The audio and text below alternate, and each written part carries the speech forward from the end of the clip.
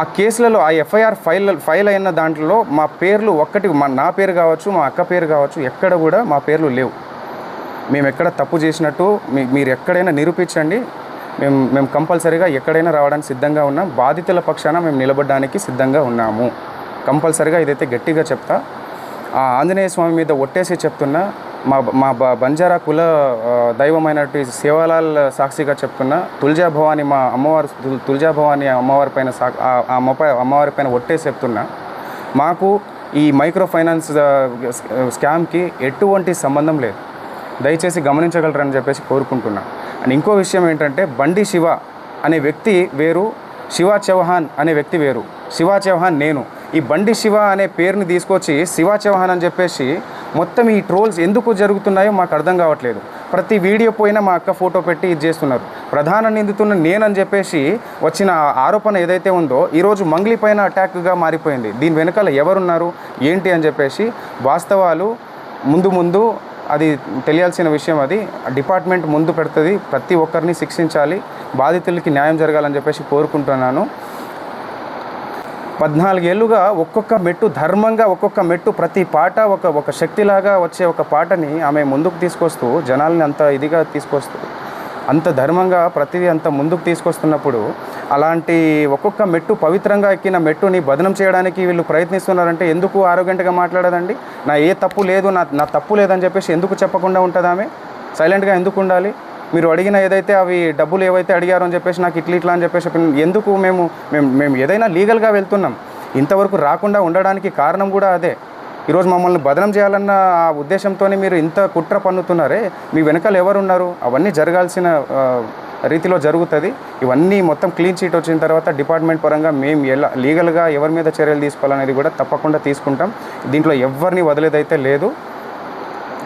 So ఇది. And మీరు ఏదైనా క్వశ్చన్ వేయాలనుకుంటే కూడా వేయచ్చు, తప్పకుండా నేను సమాధానం ఇస్తారు. ఇది ముందు సో వీళ్ళు మమ్మల్ని ఏప్రిల్లో ఒక పబ్లో అక్కని కలిసి నా నంబర్ తీసుకొని ఇట్లా ప్రోగ్రామ్ ఉంది అన్న, ఇట్లా రావాలి, అక్క రావాలి, ఇట్లా ఉంది, మా దగ్గర డబ్బులు చాలా ఉన్నాయి, సో మేము ఎంతైనా ఇస్తాము, అక్క మాత్రం కంపల్సరీ రావాలన్న ఉద్దేశంతో పిలిచారు. సరే చూద్దామన్న అన్న ఉద్దేశంతో చెప్పినాను. తర్వాత వెంటనే ఒక 1 మంత్ తర్వాత ఈ మన ఎమ్మెల్యే ప్రోగ్రామ్ జరిగింది. ఆ ఎమ్మెల్యే ప్రోగ్రాంలో వీళ్ళు నా పక్కనే ఉంది మా విలేజ్, అక్కడ మిర్యాలగూడ నుంచి పక్కనే మాకు. సో మీరు రావాల్సిందే అన్న కంపల్సరీగా, డిన్నర్ అరేంజ్ చేసిన నేను, అక్కని తీసుకురా అన్న, అది ఇది అని చెప్పేసి వాళ్ళు రిక్వెస్ట్ చేసి, దాని తర్వాత కూడా అక్క ప్లీజ్ అక్క ఒక్కసారి రాక, నాకు కొంచెం హెల్ప్ఫుల్గా ఉంటుంది అక్క, నువ్వు వస్తే నాకు బిజినెస్ కొంచెం నాకు రన్ అవుతుంది అక్క అన్న ఉద్దేశంతో పిలిచారు. సో సర్లే అని చెప్పేసి, ఎలాగో ప్రోగ్రామ్ వీళ్ళు ఇస్తారు కదా అన్న ఉద్దేశంతో దారిలోనే వెళ్తాం. అక్క ఆ దారి నుంచి ఇట్లా ఆ దారిలో వెళ్ళే దారిలోనే మా ఇల్లు ఉంటుంది. సో ఆ ఇల్లు ఏదైతే ఉందో అది కన్స్ట్రక్షన్లో ఉంది కాబట్టి అది వెళ్ళడం జరిగింది. డిన్నర్ అని చెప్పేసి చెప్పిండు కదా అని మా టీంతో వెళ్ళాం. మా టీంతో వెళ్ళి మేము డిన్నర్ చేసాం. అక్కడ అందరు చేసి కింద వచ్చిన తర్వాత అక్క గుర్తుగా ఉంటుంది అన్న ఉద్దేశంతో ఒక ఫోటో దిగిరు వాళ్ళు. తర్వాత మేము కలిసిండేది ఇట్లా ఆఫీస్ పర్పస్ అని చెప్పేసి, ఓపెనింగ్ చేసుకోవాలని చెప్పేసి, ఇక్కడ హైదరాబాద్లో కూడా ఒక ఆఫీస్ కావాలి మాకు అని చెప్పేసి చెప్పడంతో, సరే ఫ్లాట్ ఉంది మీరు చూడండి ఒకసారి, మీకు నచ్చితే తీసుకోండి అని చెప్పడం జరిగింది. నేను చూసిరు వాళ్ళు, చూసిన తర్వాత నచ్చిందని చెప్పేసి అగ్రిమెంట్ చేసుకున్నాము. అంతా ఓకే, అంతవరకు ట్రాన్స్ఫర్ చేసిరు. దాని తర్వాత అది అప్పటి నుంచి ఏర్పడిన పరిచయం ఇది. ఆ ఉద్దేశంతోనే నేను కూడా వాళ్ళ ఆఫీస్కి వెళ్ళడం జరిగింది. అక్కని పిలిస్తే లేదు అని చెప్పేసి నేను వెళ్ళడం జరిగింది. నేను రాలేను, కావాలంటే తమ్ముని తీసుకెళ్ళాలంటే నేను వెళ్ళిన. సో వెళ్ళిన తర్వాత ఈ ఆఫీస్లో ఎవరెవరైతే ఉన్నారో మనకు తెలియని వాళ్ళంతా. సో మధు అనే తోడు పిలిచిండు కాబట్టి అక్కడ వరకు నేను నార్మల్గా వెళ్ళి ఫోటో దిగేసి వచ్చేసిన. ఆయనే కారు పంపించిండు, ఆయన్ని రిటర్న్ నన్ను డ్రాప్ చేసిండు. నాతో పాటు ఇద్దరు వచ్చిర్రు, ఏవైతే నా మీద ఆరోపణలు చేస్తున్నారో, ఇట్లా డబ్బులు ఇచ్చిన, సమ్ అమౌంట్ ఇచ్చిన, క్యాష్ ఇచ్చిన అని చెప్పేసి, అవన్నీ అవాస్తవాలు. ఏమన్నా ఉంటే బయట పెట్టండి, తప్పకుండా నేను దానికి ఎక్స్ప్లెనేషన్ ఇస్తాను. డిపార్ట్మెంట్ ఉంది, చట్టాలు ఉన్నాయి, తప్పకుండా దానికి ఒక ప్రాసెస్ అనేది ఉంటుంది. ఆ ప్రాసెస్లో అనేది వెళ్దామని చెప్పేసి మేము లీగల్గా వెళ్ళాలని ఇంతవరకు ముందుకు రాలేదు. సో దయచేసి మీరు గమనించగలరని చెప్పేసి అనుకుంటున్నాను. దాని తర్వాత ఏదైతే ఫ్లాట్ సేల్కి అని చెప్పేసి వచ్చిన తర్వాత జస్ట్ 2-3 మంత్స్ మాత్రమే వీళ్ళు మన దగ్గర ఉండడం జరిగింది. ఆ 2-3 మంత్స్లో కావాల్సిన ఆ ప్రూఫ్స్ అన్నీ మన దగ్గర ఉన్నాయి. రెంట్ ఉంటా అని చెప్పేసి, ఆ కీస్ ఏదైతే ఉందో రెంట్ ఉంటాం, కావాలంటే రెంట్ డబ్బులు ఇస్తానక్క, కొన్ని మీటింగ్స్ పర్పస్ అని చెప్పేసి మాకు ఉంటుంది, మీటింగ్స్ ఉన్నాయి. ఆ మీటింగ్స్కి కొంతమంది వస్తూ ఉంటారు. సో నాకు కీస్ కావాలని చెప్పేసి కీస్ తీసుకోవడం జరిగింది. రెంట్ కూడా ఆయన నాకు రెంట్ పే చేస్తాను అని చెప్పేసి కూడా చెప్పడం జరిగింది. దానికి సంబంధించి అన్ని మాకు ప్రూఫ్స్ ఉన్నాయి. సో తప్పకుండా మేము మా పైన వెరిఫికేషన్ వచ్చినప్పుడు మేము తప్పకుండా దాన్ని ఎక్స్ప్లెనేషన్ ఇచ్చుకుంటాము. సో ఇంకో విషయం ఏంటంటే వీళ్ళు ఎవరైతే ఉన్నారో హేమాకాంత్ రెడ్డి వాళ్ళు ఎవరైతే నా ప్రమేయం లేకుండా మా ఊరికి వచ్చి నన్ను తీసుకెళ్ళి అదంతా ఫ్యాక్టరీ కావచ్చు, ఆ టెంపుల్కి నేను వెళ్ళే టెంపుల్ దారిలో నేను వెళ్తున్నా కదా, ఎలాగో మేము తీసుకెళ్తామని చెప్పేసి ఫ్యాక్టరీ కోసం వచ్చి ఫ్యాక్టరీని చూపించి నేను టెంపుల్ చూసేసినాము. దాని తర్వాత మైనింగ్ ఏదైతే ఉందో ఆ బేతంచెర్లలో మైనింగ్ కూడా చూపించారు వీళ్ళు. సో దాంతో ఫోటో తీసుకున్నారు వాళ్ళు. మా పేర్లు కూడా ఎక్కడ వాడి డబ్బులు తీసుకున్నది కూడా మీరు హేమాకాంత్ రెడ్డి చెప్పినట్టుగా ఎక్కడ కూడా తీసుకున్నట్టు లేదు. అంటే వాళ్ళకి ముందే మేము డబ్బులు ఇచ్చేసినామంటారు. సో వాళ్ళ ముందే డబ్బులు ఇచ్చేసినామన్నప్పుడు మా పేర్లు చెప్పి ఎక్కడ వసూలు చేశారు? ఇవన్నీ అవాస్తవాలు. మా మీద ఏదో కుట్ర జరుగుతుంది, చాలా పెద్ద మొత్తంలో కుట్ర జరుగుతుంది. మా మొత్తం ఏదైతే ఉందో ఈ కుట్ర వెనకాల ఇది వాస్తవాలన్నీ బయట పెట్టాలని చెప్పేసి పోలీస్ శాఖ కోరుతున్నాను. అలాగే ఇది న్యాయం జరగాలి. మేము కూడా ఇందులో బాధితుల కంటే మేము కూడా ఒక బాధితులమే. వాళ్ళు డబ్బులు నష్టపోయారు, మేము పరువు నష్టపోయినాం. ఇది ఎప్పటి నుంచో ఒక 14 సంవత్సరాల నుంచి ఒక్కొక్క మెట్టు వచ్చి ఎంతో కష్టపడి తీసుకొచ్చిన పేరు ఇది. ఆ పేరుని బదనం చేయాలని చెప్పేసి ఈరోజు ఆరోగ్యంట్ గా మాట్లాడుకుంటే తప్పు చేయనప్పుడు ధర్మంగా నీతి నిజాయితీగా ఉన్నప్పుడు ఎందుకు ఆరోగ్యంట్ గా మాట్లాడదు? నా తప్పు ఏది లేదండి అని చెప్పినా కూడా ఆయన సుబ్బారావు అడ్వకేట్ అనే వ్యక్తి ఇలాగా ముందుకెళ్ళి మీడియాలో ప్రచారం చేయడం ఎంతవరకు కరెక్ట్? ఇది ఎంతవరకు కరెక్ట్? ఆమె బదనం చేస్తున్నప్పుడే కదా ఇదంతా ఆమె చెయ్యకండి, ఇదంతా తప్పు, ఇది కావాలంటే వెరిఫికేషన్ చేసుకోండి, మీరు పోలీస్ శాఖలు ఉన్నాయి, చట్టం ఉంది, మీరు అడ్వకేటే కదా, మీరు వెళ్ళి విచారించుకోండి, విచారించుకున్న తర్వాత మీరు మీడియాలోకి వెళ్ళండి అని చెప్పినా కూడా లేదు, అది నువ్వు ఫోటోలు ఉన్నాయి, మీ తమ్ముడు ఉన్నాడు ఇక్కడ అని చెప్పేసి చెప్పడం ఎంతవరకు కరెక్ట్? పోలీస్ శాఖ మొత్తం డిపార్ట్మెంట్ కావచ్చు, ఇంకోరు విచారణ చేయకముందే ఇన్ని ఆరోపణలు మా పైన కుట్ర పన్నినట్టు కాదా? ఇదంతా మా వెనకాల కుట్ర చేస్తున్నట్టు కాదా? మీకు అనిపించట్లేదు? ఒక్కసారి ఆలోచించాల్సిందిగా కోరుతున్నాం. అవన్నీ అవాస్తవాలు. ఏవైనా కూడా ముందు పెట్టమని చెప్పండి. కేవలం ఫోటోలు చూపించి ఒక సెలబ్రిటీ స్థాయిలో ఉన్న వాళ్ళు చాలా మందితో దిగుతారు, వందల మందితో దిగుతారు. ఆ ఫోటోలు తీసుకొచ్చి ఇవి చేయడం ఎంతవరకు కరెక్ట్? ఒక్క ఆధారం కూడా ఈ 100 ఎఫ్ఐఆర్లు అయిన దాంట్లో ఒక్క పేరు కూడా మా పేరు లేదు, ఒక్క కేసులో కూడా మా పేరు లేదు.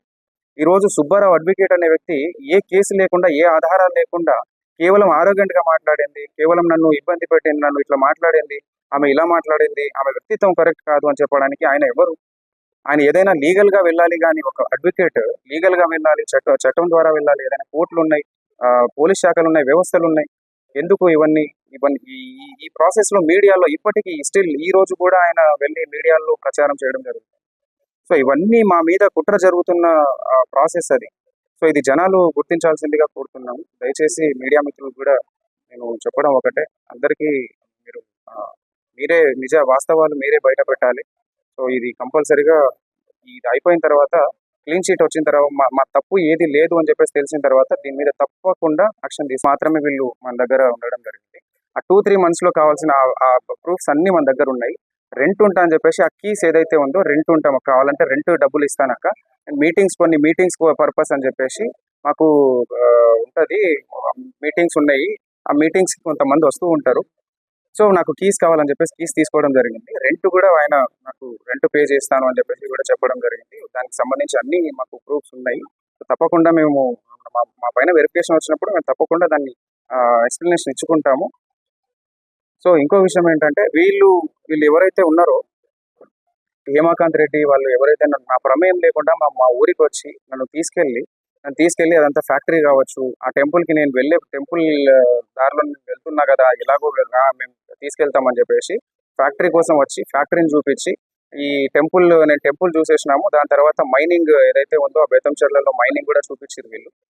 సో దాంతో ఫోటో తీసుకున్నారు వాళ్ళు. మా పేర్లు కూడా ఎక్కడ వాడి డబ్బులు తీసుకున్నది కూడా మీరు హేమాకాంత్ రెడ్డి చెప్పినట్టుగా ఎక్కడ కూడా తీసుకున్నట్టు లేదు. అంటే వాళ్ళకి ముందే మేము డబ్బులు ఇచ్చేసినామంటారు. సో వాళ్ళ ముందే డబ్బులు ఇచ్చేసినామన్నప్పుడు మా పేర్లు చెప్పి ఎక్కడ వసూలు చేశారు? ఇవన్నీ అవాస్తవాలు. మా మీద ఏదో కుట్ర జరుగుతుంది, చాలా పెద్ద మొత్తంలో కుట్ర జరుగుతుంది.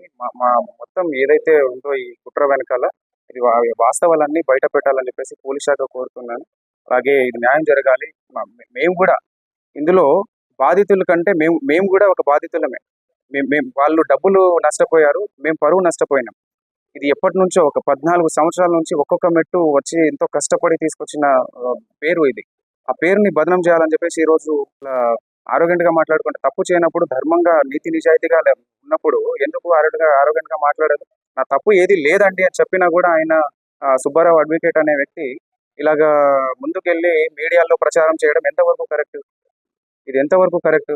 ఆమె బదనం చేస్తున్నప్పుడే కదా ఇదంతా ఆమె చెయ్యకండి, ఇదంతా తప్పు, ఇది కావాలంటే వెరిఫికేషన్ చేసుకోండి, మీరు పోలీస్ శాఖలు ఉన్నాయి, చట్టం ఉంది, మీరు అడ్వకేటే కదా, మీరు వెళ్ళి విచారించుకోండి, విచారించుకున్న తర్వాత మీరు మీడియాలోకి వెళ్ళండి అని చెప్పినా కూడా లేదు, అది నువ్వు ఫోటోలు ఉన్నాయి, మీ తమ్ముడు ఉన్నాడు ఇక్కడ అని చెప్పేసి చెప్పడం ఎంతవరకు కరెక్ట్?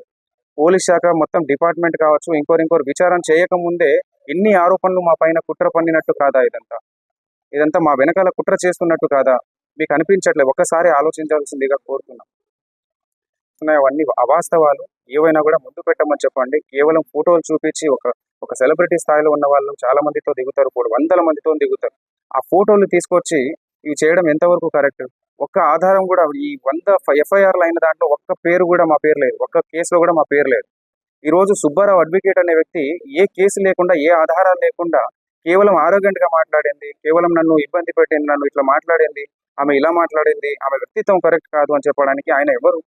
ఆయన ఏదైనా లీగల్ గా వెళ్ళాలి, కానీ ఒక అడ్వకేట్ లీగల్ గా వెళ్ళాలి, చట్టం ద్వారా వెళ్ళాలి, ఏదైనా కోర్టులు ఉన్నాయి, పోలీస్ శాఖలు ఉన్నాయి, వ్యవస్థలు ఉన్నాయి. ఎందుకు ఇవన్నీ ఇవన్నీ ఈ ప్రాసెస్ లో మీడియాలో ఇప్పటికీ స్టిల్ ఈ రోజు కూడా ఆయన వెళ్ళి మీడియాలో ప్రచారం చేయడం జరుగుతుంది. సో ఇవన్నీ మా మీద కుట్ర జరుగుతున్న ప్రాసెస్ అది. సో ఇది జనాలు గుర్తించాల్సిందిగా కోరుతున్నాము. దయచేసి మీడియా మిత్రులు కూడా నేను చెప్పడం ఒకటే, అందరికీ మీరు మీరే నిజ వాస్తవాలు మీరే బయట పెట్టాలి. సో ఇది కంపల్సరీగా ఇది అయిపోయిన తర్వాత, క్లీన్ షీట్ వచ్చిన తర్వాత, మా తప్పు ఏది లేదు అని చెప్పేసి తెలిసిన తర్వాత దీని మీద తప్పకుండా యాక్షన్ తీసుకుంటాం. ఎవరెవరైతే మా పేరుని నష్టం కలిగించారో తప్పకుండా మేము దానిపైన చర్యలు తీసుకుంటాం.